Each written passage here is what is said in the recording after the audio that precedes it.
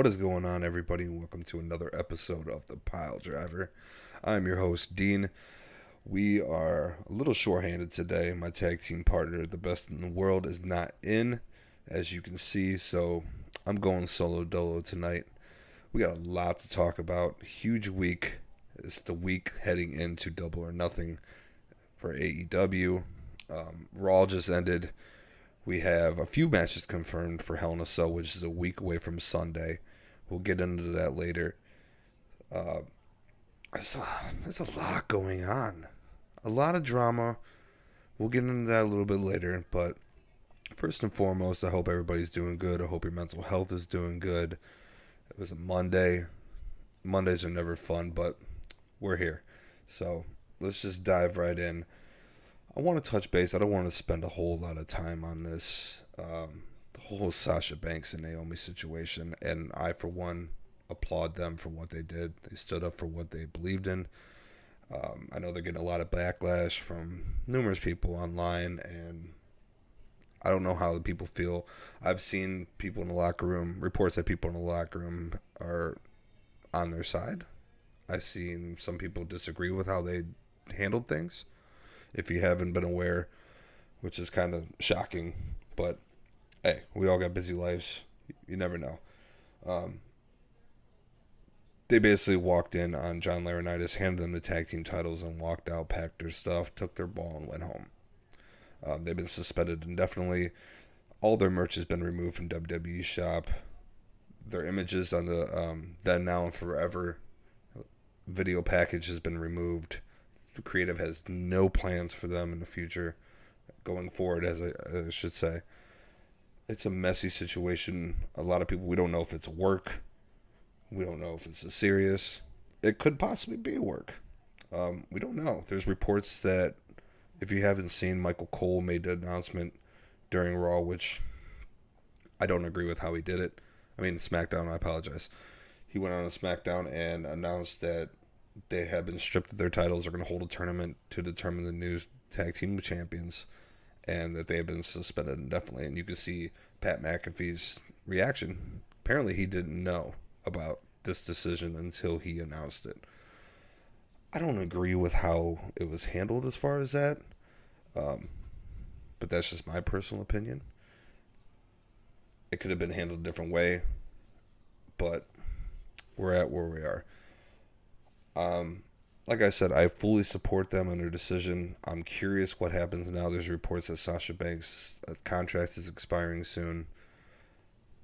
I know people are like, oh, she's going to AEW. Who knows?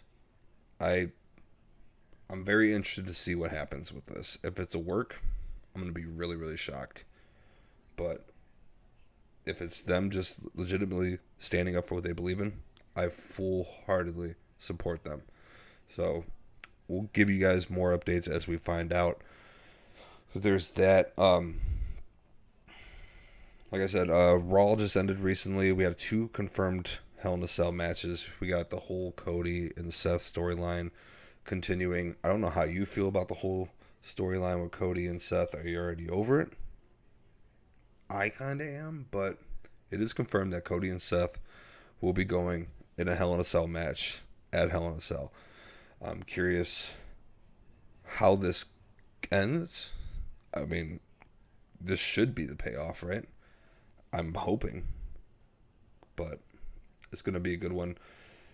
I can guarantee that. There wasn't a little funny thing today. Cody gave a little kid in the front row his belt, like he always does. And Seth ripped it out of the kid's hands and ended up beating him with the belt and whatnot. But kid no-sold it. It was great. Cody ended up giving the belt back. Good for him. That's a good man right there. Props to you, Cody. Giving it back to the kid. So that's a confirmed match. We have Cody and Seth going one-on-one in a Hell in a Cell match at Hell in a Cell. It could be a banger. We all know it will be. And then we had Asuka and Becky going at it tonight. And if Asuka won, Becky wasn't. It was just going to be Bianca and Asuka for the Raw Women's Championship. If Becky won, she was added into it, and it was going to be a triple threat match. Becky ended up winning. So what we have now is Becky, Asuka and Bianca in a triple threat match for the Raw Women's Championship. I don't know how I feel about this. I'm really, really, really hoping that Becky does not win a title. As much as I love Asuka, I missed her. I'm glad she's on TV. Bianca needs to have a long title reign. If you're going to legitimately build her to be what she deserves to be, she needs a long, powerful reign as champion. They kind of botched that last time when Becky returned and she lost the title super quick. So I'm praying that they don't drop the ball here again. But it's WWE. You know how that goes. We never really know what's going to happen. We could see a new champion at Hell in Cell, but we don't know. And obviously, moving along with that, I want to ask you guys how you feel. If you didn't watch SmackDown last week, the Usos won the Raw Championship, Tag Team Champions from RK Bro. Now they hold both the Raw and SmackDown Tag Team Champions, while Roman Reigns holds both championships. And they pretty much have all the gold minus the U.S. Championship. I'm really hoping I love RK Bro. We knew it was going to be a matter of time before they broke them up. I don't like the Bloodline holding all the gold. Well, for the most part. I'm hoping that this gives them an opportunity to put the Intercontinental Championship and the United States Championship back into the spotlight, because for a long period of time, they have not made that title feel relevant at all. At all. Give Roman a few weeks off. Let him hold both belts until it's time, where I'm hoping Cody takes one of the belts off him, me personally, and then bring back the the Winged Eagle, the classic. That's just my hopes. But I think this is a perfect opportunity. Let them hold the gold. Take some time off. Do like promos here and there just to build up for SummerSlam, I'm assuming. But at this time, make those titles feel important again. If you need to put the Intercontinental Championship back on The Miz, please do it. Because every time The Miz was Intercontinental Champion, he made that belt feel prestigious. Like it meant something, like it used to back in the day. He is, in my opinion, one of the greatest Intercontinental Champions of all time, and that can be arguable. We can have that debate. I'll have that debate with you. But I think that would be huge. And the United States Championship has been a joke. Anytime whoever holds it, I know it's theory right now, but all the US Championship seems like it's just a bunch of open challenges. And I don't like that. I don't know if Theory should drop the title, because I'm not hating on Theory. I like Theory. I know that's Vince's boy. People are claiming that Vince looks at him as the next John Cena. Who knows if that's true or not, but those titles used to mean something, at least in my eyes. And I think it needs to go back to that. And this is the perfect opportunity for those two titles to get back into the spotlight. With the Bloodline holding both tag team championships and Roman holding both major championships on each brand. Give them some time off as far as like match-wise. Let them do their promos. Build up a storyline that's going to go into SummerSlam. And then maybe have at least one of them lose the title. I'm hoping it's Roman. But I have a feeling that's just going to carry on until, hope to God it's not WrestleMania, but maybe this is an opportunity to take the tag team championships and give them a redesign. Those titles desperately need a redesign, at least in my opinion. The colorway is just not doing it for me. The little Roman heads, the Spartan heads, whatever you want to call them, I don't care for it anymore. Bring back the old classic tag team titles that like the New Age Outlaws held. Revamp it a little bit, but keep that design. Nostalgia's in right now. And they need to play off that. At least I think they do. I think that'd be huge if they brought those back. But that's my opinion. So we'll see where that goes. I'm hoping it goes in the way that I feel. On other news in WWE, Edge has been on Twitter trolling everybody, so to speak. Tweeting out pictures, kind of like how Seth was. It's tweeting out who his opponent at WrestleMania could have been. But Edge is doing it now with potential members of Judgment Day. He's done Finn, he's done AJ, he's done Liv, he's done multiple ones, and it's quite entertaining. And I'm kind of curious, who could this next member be? He also tweeted out Ciampa. If Tommaso Ciampa can go in there, I think that would be a perfect fit.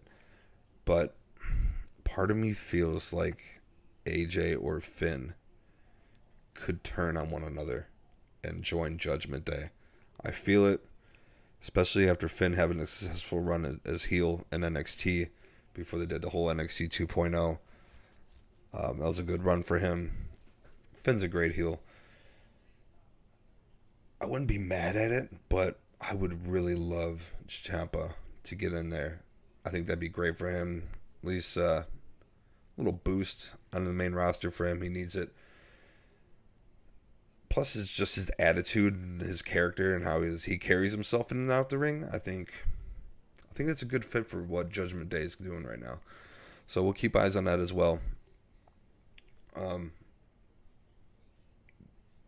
to think of anything else going on in WWE. Raw was, other than Becky and the whole Cody thing, it wasn't really that much. Veer showed up again. I don't know how I feel about him on the mic. It's kind of shitty. Sorry, I'm jumping all over the place right here.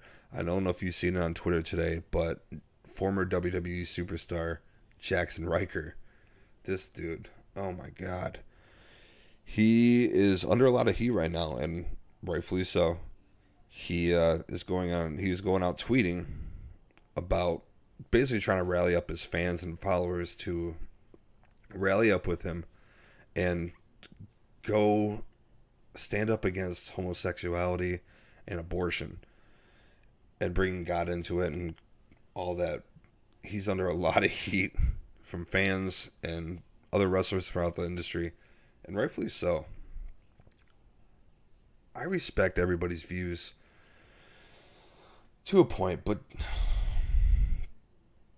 this dude has been known to be just an outspoken asshole. Pardon my French. I can't stand the dude personally.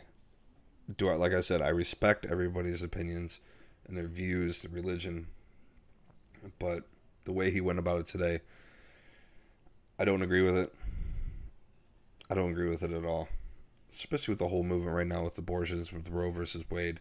I don't want to get into that. It's a touchy subject, but I support women's rights. And yeah, so if I offend you by saying that, if you believe in what he believes in, I'm sorry. But I'm also not sorry. You can believe in what you believe in, but don't push it down other people's throats. Just accept it, respect other people's beliefs, and just move on with your day. Life is too short to be worried about shit like that. Stop trying to push shit down people's throats. But the biggest news, let's move along here. I don't want to get too much into that. It's another topic for another show or whatever. Double or Nothing week is upon us. It is a freaking stacked card, and I cannot wait for this weekend. Huge. This whole card is completely stacked. I don't even know. I tried looking through it earlier and trying to point out what could be the potential match of the night. Obviously, you got Hangman versus CM Punk for the championship. We got a 10-man tag team going on. You got Anna Jay going versus Jade Cargill. What else we got? We got MJF versus Wardlow. Who knows how that's going to play out? I'm hoping Wardlow gets to get his hands on MJF and whoops his ass. Because Wardlow is on fire right now, and ride that lightning bolt because that boy is over. We got the Young Bucks versus the Hardys. I'm kind of excited for that. I'm kind of not. I love the Hardys, but they're kind of time's not doing good on you guys. And I'm not trying to be disrespectful, but it's you guys are kind of getting washed, man. I'm just gonna say it, and I love them. I really do. I love the Hardys. Then you got the tag team titles around the line. You got Keith Lee and Swerve taking on Luchasaurus and Jungle Boy. So, God, let me talk about Swerve and Keith Lee's finishing move. That tag team finisher is phenomenal. I love it. I'm kind of curious if they can walk away with the tag team gold there. I think I would love to see that, personally. I really would. I think that'd be great for Keith Lee and Strickland. But in no disrespect to Luchasaurus and Jungle Boy, they've had a great run as tag team champions, I think. Well deserved. It was overdue. But it's kind of run stale a little bit. So I'm hoping for a title change there. I think that'd be good for business. But we shall see. My potential match tonight that has been on my mind ever since it was announced is the triple threat match between Death Triangle and House of Black. I think that match is going to be a banger and is severely underrated. So keep your eyes on that one. You got Thunder Rosa and Serena Deeb. I think that's going to be another really good match because Serena Deeb can go. And quite honestly, it's getting me thinking, should she be champion? Should Serena Deeb be the next AEW champion? I don't know, man, but she is good. She is so good. And I'm happy for her, to be honest with you. Especially for her and CM Punk to both be in title matches. Knowing their history together. They're both in title title matches for the championship on the same night. That's awesome. I love it. The 10-man tag is going to be with Jericho and the Jericho Appreciation Society, and you got the Blackpool Combat Club with Eddie Kingston and Santana and Ortiz. I think it's going to be great. I did not like, if you watched AEW Dynamite, or was it Rampage? One of the two. They had a promo where they were just going back and forth on the mic, and they were taking some really deep blows between Jericho and Regal. I like taking ribs at Moxley going to for his addiction with alcohol. Regal's addiction, how he should have been dead. Just low blow shots. I don't like when wrestling goes deep like that and brings in personal issues. Kind of like how WWE did with Jeff Hardy before he left with Sheamus, with the whole drinking thing. I don't like it. I'm huge on mental health, and I guarantee, even though the people involved know about it going into it, more than likely, you can't. I don't doubt for one fact that it doesn't affect them mentally in their head, like later and maybe afterwards when they get backstage. You mean to tell me that it doesn't stick in the back of your head and make you think about those things? We're all human. I know that would bother me. Even though I know about it, it would get to me. You sitting there taking personal shots at past mistakes or addictions or things that I've done in my life that I regret, I wish I can change. I just don't like when they bring that into promos and build-ups, you know what I'm saying? It's kind of cheap. It's a low blow.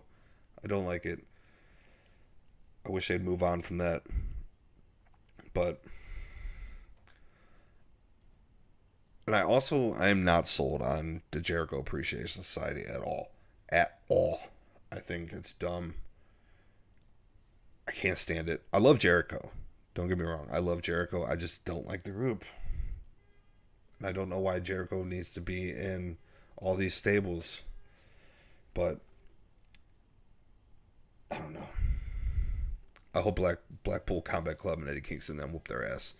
And rightfully so. Interesting, though. And I'm kind of, with the 10-man tag, I'm curious where this goes. They haven't announced Blood and Guts yet. which would be a perfect match for them because Jericho kind of was getting ready to hint at a Stadium Stampede match before Moxley got on the mic and said, no, no, no, we ain't doing that shit, which I loved, by the way. But the Blood and Guts match would be great for that team right there. Have those two go at it. But AEW filed for their name, Blood Moon Rising, for a future show. And I'm kind of curious if that match could be implemented into that show. Maybe they're changing the name from Blood and Guts to that. It would make sense, right? It would completely make sense. You got Blood and Guts. You got the Blood and Gut match at Blood Moon Rising. And I am so ready for Regal to announce that.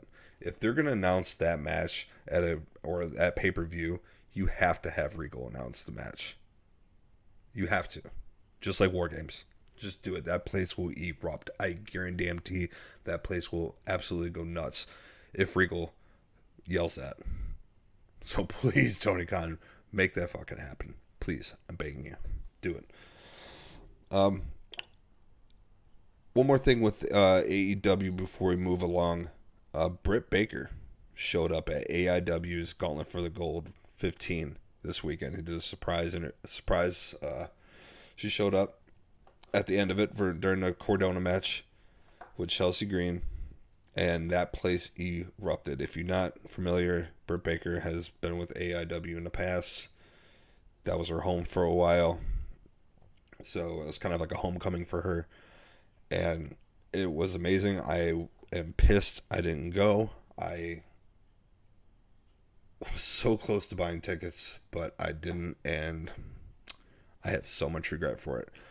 But AEW has Gangsta Rap Made Me Do It coming up with Isaiah Broner. Bandito's showing up. And Jake Evans is making their debuts there. That's going to be a banger. It's going to be back at the Odeon in Cleveland. So I'm definitely going to have to make up for missing this one by going to that. And they even tweet out today, you're not going to want to miss this. So if you're in the Cleveland area and you want to go to another AEW show, buy those tickets now because they are putting up banger after banger after banger. You will not be disappointed at an AEW show. I guarantee it. So in other news within wrestling, if you guys watched GCW, they had their show Maniac over the weekend. Joey Janela did a fire spot where he lit his foot on fire and did a super kick. Well, after that, the fire didn't go out. And they did not have a damn fire extinguisher anywhere near the ring for some dumb reason. You see the ref trying to pour water bottles on his foot. It's not going out. It took him a while to get the fire out. Eventually it did, and thankfully he's okay. But in the world, do you not have a fire extinguisher around? Especially Joey. I know Joey's crazy. He don't give a shit. But him knowing he was going to do that spot, you don't think maybe you would be like, hey, keep a fire extinguisher around the ring, okay? You don't have to reveal it to the people, but it's involved. Just give a little hint like that. Keep a fire extinguisher around. That's all you'd have to say. Why did you not have a fire extinguisher around the ring? Anywhere near. I don't understand it. It could have been so much worse than what it was, but it was still an awesome spot. And like I said, I'm thankful Joey's fine, but it was also pretty cool. I think it's just common sense. You should always keep one around one anyways. You got all the electronics around the ring. All that going on. It should be around. Sorry. It just bothers me. But that was a scary situation, and hope they learn from it and move on. But let's go back to AEW Gauntlet for the Gold 15. Let's go over the results real quick.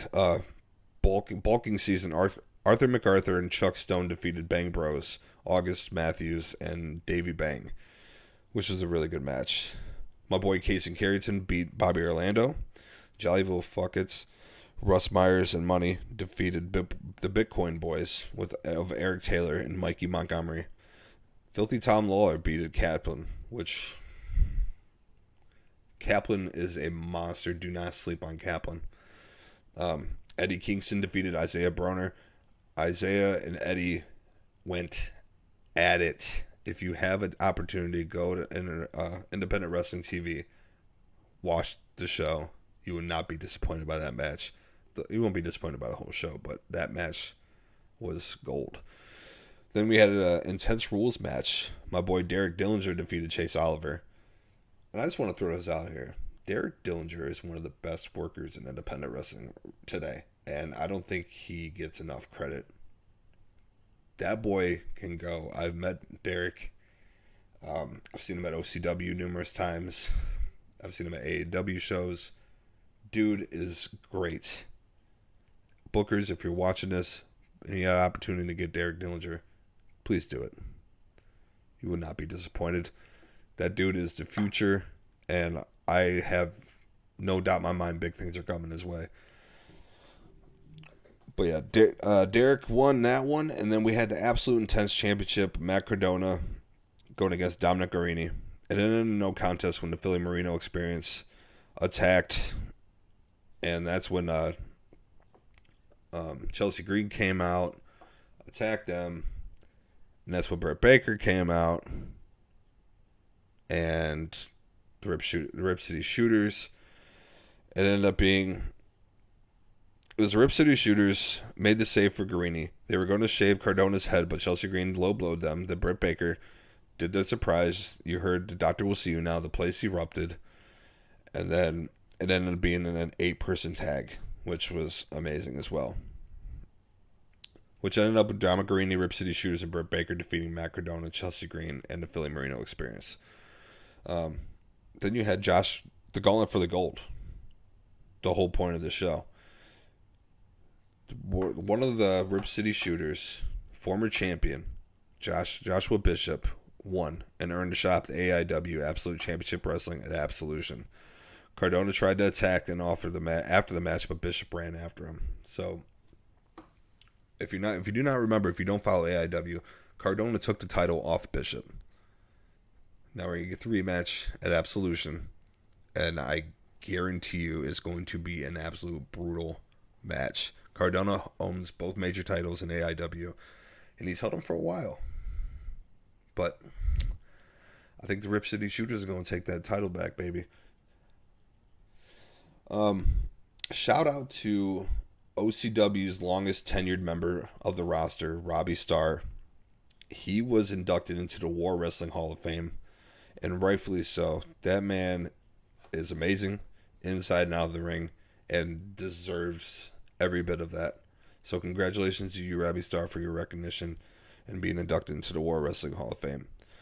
Hopefully down the road we'll see you inducted into many others, because if you've met Robbie and you've seen Robbie wrestle, dude is a star and deserves every bit of it. So congratulations.